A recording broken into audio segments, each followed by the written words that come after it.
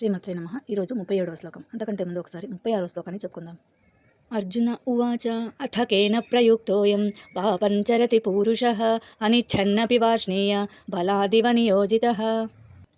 37వ శ్లోకం. శ్రీ భగవానువాచ కామ ఏష క్రోధ ఏషః రజోగుణ సముద్భవః మహాశనో మహాపాప్మా విద్ధేనమిహ వైరిణం. శ్రీ భగవానువాచ అంటే భగవంతుడు ఇలా పలికెను.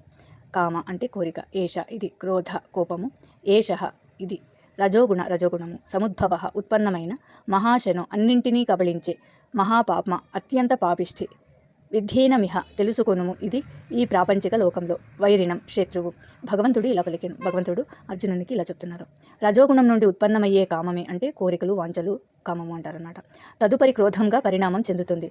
దీనిని లోకంలో నాశనం చేసే పాపిష్ఠి దానిలా తెలుసుకునుము అని భగవంతుడు ఇక్కడ అర్జునునికి ఉపదేశిస్తున్నారు. శ్లోకాన్ని ఇంకొకసారి చెప్పుకుందాం. శ్రీ భగవానువాచ కామ ఏష క్రోధ ఏషః రజోగుణ సముద్భవః మహాశనో మహాపాప్మా విద్ధేనమిహ వైరిణం.